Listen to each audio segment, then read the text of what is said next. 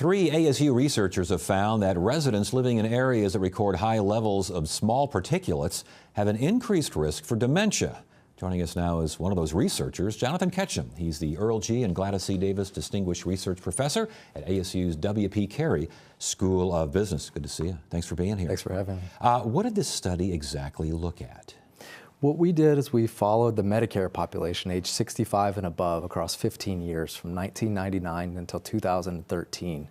What we could see is where people lived and when they moved different places, and we linked that up with data from the Environmental Protection Agency that told us the amount of air pollution at everybody's house. And so we could track the amount of pollution that people were breathing based on where they lived over a long time period.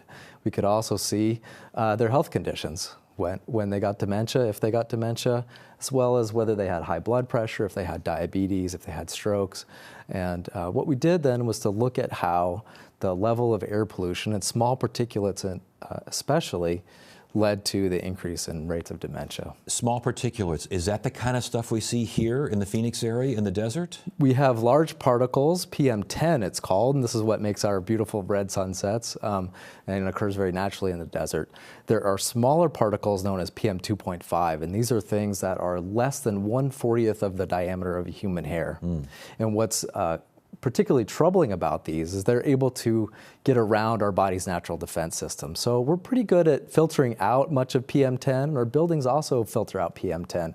PM2.5, because it's so small, as we inhale it, it can go through our nose into our bloodstream, through our lungs into our bloodstream, and even end up in our brains.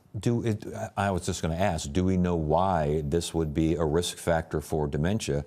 But hanging around in your brain, I would imagine, will be one of them. Yeah, the precise mechanisms aren't known, but the story starts back in Mexico City with dogs. About 15 years ago, a researcher noticed that dogs in Mexico City were exhibiting signs of dementia, such as not recognizing their owners. And as these dogs died, they did autopsies on the dogs' brains, and they found the small particulates from the air of Mexico City in these dogs' brain tissue. And this research has been replicated with mice in experiments and also done on about 70 human cadavers, where we've seen that the air we breathe ends up lodged in our brains. Scientists don't yet know exactly what that does or how that works, but it looks to be like the same symptoms that we see for Alzheimer's. Does this coincide? Does it counter at all with the medical literature?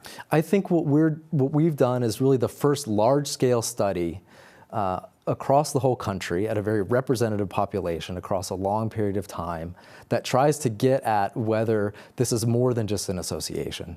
So when we linked up our data from the EPA and from Medicare, we could quickly tell that there was this association or this correlation between how much air pollution there was and how much Alzheimer's there was in those areas.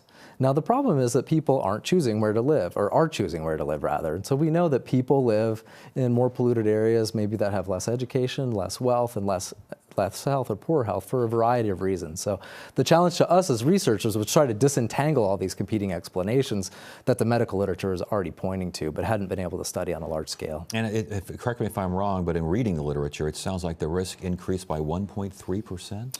Yeah, so to put this in context, what we find is that a 10% increase in air pollution is about the same as the elevated risk from having high blood pressure. To give us a sense of 10%, that's about the same as moving from Phoenix to Salt Lake City, where Salt Lake is a little bit more polluted than we are.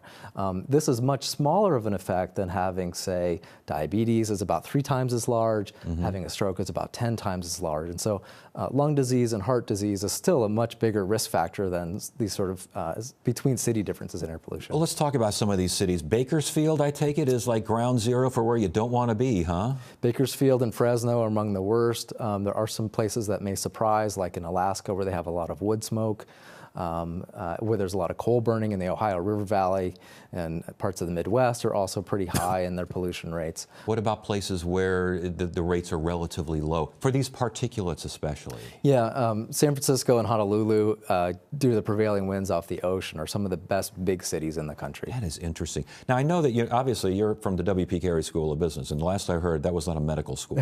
So there's an economic factor to this study as well, in terms of just simple financial decisions.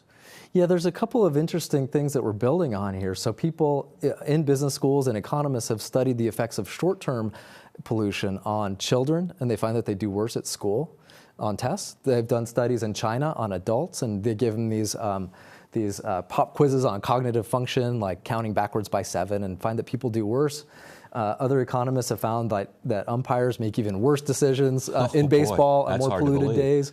And so there's this widespread knowledge that it does affect younger populations. What hadn't been studied is the elderly population and longer-term exposure, and that's what we were the first to do. And the EPA regulations, this is from the study here, dementia cases avoided because of these regulations. The good things, that the folks that would have had dementia that didn't or had it at a later onset, equates to $163 billion?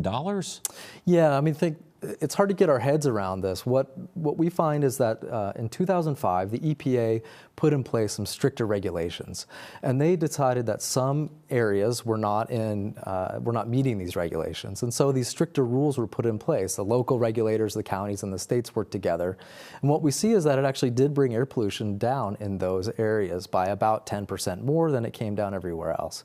And we were able to use our results to quantify how big the benefits of that were. And what we find is that these regulations led to 140,000 fewer cases of dementia in 2013 alone.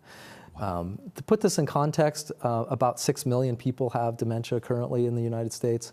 And so it is a big number. It's lots of lives who benefited from these regulations, and it's such a terrible disease that if we can if we can reduce these rates, I think that's where that huge dollar amount comes from, just the quality of life that comes from not having dementia. And this has got to be the first of its kind, this kind of a study, correct? Like I said, the medical research has pointed in this direction, but we were the first ones to do this on a large national scale. And the other really crucial piece for us was to take advantage of this EPA regulation. What this does is creates an experiment that happened out across the whole country, where some places found that their pollution was unexpectedly reduced more than others. And so that's the kind of variation over time that we're able to leverage to kind of approximate what we could do in a laboratory with animals, but actually see what actually happens out there with people over a long period of time. We've got about 30 seconds left, so relatively quickly here, what further research needs to be done? Oh, there's so much more that we'd like to know. I think, I want to end on a note of optimism, which is what we've seen, that people are breathing less polluted air over time. In Phoenix, it's come down by about 40% over the last 15 to 20 years. That's true nationwide, and I'm hopeful that as we move to natural gas and solar power, as we move to electric cars, that trend will continue. There's huge value and huge benefits, and the benefits due to our study were bigger than we even knew. Jonathan Ketchum, ASU, interesting study. Thank you for being here. Appreciate the conversation.